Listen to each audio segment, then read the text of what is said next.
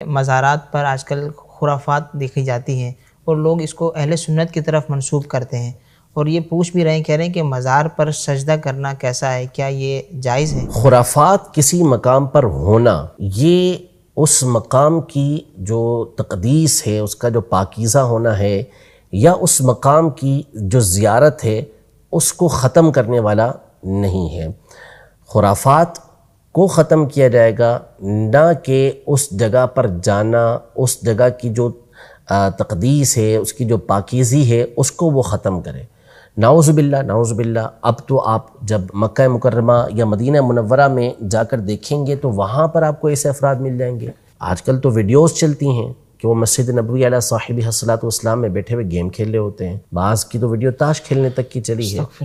چوری کرنے کے معاملہ تو پرانے ہیں کہ جیبیں کاٹ لیتے ہیں، اسی لیے وہاں پہ جو ہے وہ سزائیں بھی سخت رکھی گئی ہیں۔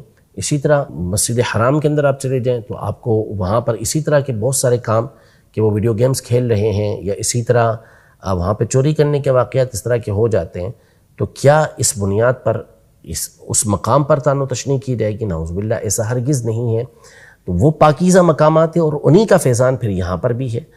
تو ان مقامات پر جو خرافات ہو رہی ہیں تو اصل تو یہ ہے نا کہ آپ یہ پوچھیں کہ ان خرافات کا ذمہ دار کون ہے۔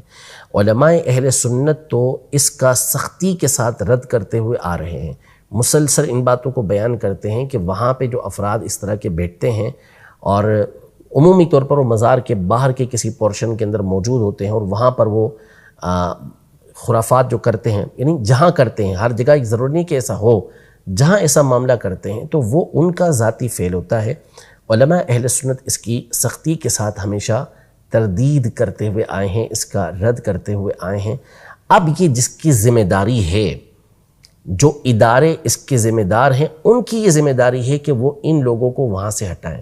ظاہر ہے کہ یہ اختیار علماء کے ہاتھ میں نہیں ہوتا، عام لوگوں کے ہاتھ میں نہیں ہوتا۔ وہاں جو افراد بیٹھے ہوئے ہیں ان کو ہٹانے کا کام یہ اداروں کا کام ہوتا ہے کہ وہ ان کو ہٹائیں گے، نہ یہ کہ علماء اہل سنت ان کو ہٹائیں گے۔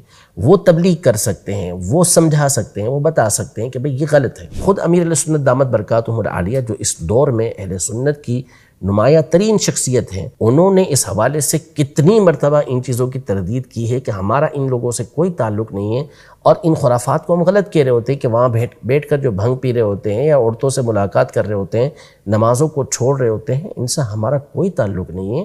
یہ چیزیں چاہے اس مقام پر کی جائیں وہاں بھی غلط ہیں، کسی اور مقام پر کی جائیں وہاں بھی غلط ہیں۔ مزارات پر جانا یہ ہمیشہ سے نبی پاک صلی اللہ علیہ وسلم کے دور اقدس سے چلتا ہوا آ رہا ہے۔ خود نبی پاک صلی اللہ علیہ وسلم شہدائے احد کے مزارات پر ہر سال جایا کرتے تھے۔ جنت البقیع میں نبی پاک صلی اللہ علیہ وسلم تشریف لے کر جاتے تھے۔ مزار کا مطلب بھی قبر ہوتا ہے، قبروں پر تشریف لے کے جایا کرتے تھے، جانے کا حکم ارشاد فرمایا۔ اس کے بعد آپ محدثین کے حالات زندگی پڑھیں، اسماء اور رجال کی کتابوں کے اندر پڑھیں تو جگہ جگہ آپ کو یہ الفاظ ملیں گے کہ قبرہ یزار۔ وہ محدث تھے، ان کا انتقال ہوا اور ان کی قبر کی باقاعدہ زیارت کی جاتی تھی، اور بڑے بڑے ائمہ کے آپ کو حالات زندگی کے اندر ملے گا کہ وہ دوسرے ائمہ کی قبروں پہ جا کر حاضری دیا کرتے تھے، وہاں اپنی حاجتوں کو اللہ کی بارگاہ میں طلب کیا کرتے تھے۔ تو اصل جو عقیدہ اور نظریہ ہے وہ اس فکر کے علماء بیان کریں گے کہ اصل عقیدہ اور نظریہ کیا ہے۔ ایسے لوگوں کی خرافات کی بنیاد پر اب آپ حکم لگانا شروع کریں گے تو نہ مسجدیں محفوظ رہیں گی، نہ آپ کی شادیاں محفوظ رہیں گی، اور نہ ہی ہمارے جو متفقن علیہ مقدس مقامات ہیں وہ محفوظ رہیں گے۔ تو خرابیوں کو ختم کیا جاتا ہے، نہ کہ اصل جو درست بات ہے اس کو ختم کیا جاتا ہے۔ پھر رہا سجدہ کرنا، تو یہ ابھی کی بات نہیں، برسہ برس سے ہم لوگ بھی بیان کر رہے ہیں، اور خود امام اہل سنت اعلیٰ حضرت فاضل بریلوی رحمۃ اللہ تعالی علیہ نے مستقل اس کے اوپر رسالہ لکھا ہے، الزبدۃ الزکیہ لتحریم سجود التحیہ۔ آپ نے واضح طور پر قرآن و سنت کی روشنی میں اس بات کو بیان کیا ہے کہ جو عبادت کا سجدہ ہے وہ تو صرف اور صرف اللہ تبارک و تعالیٰ کے لیے ہی ہمیشہ سے رہا ہے۔ حضرت آدم علیہ السلام سے لے کر نبی پاک صلی اللہ علیہ وسلم تک کسی نبی علیہ السلام کی شریعت میں یہ جائز ہوا ہی نہیں ہے۔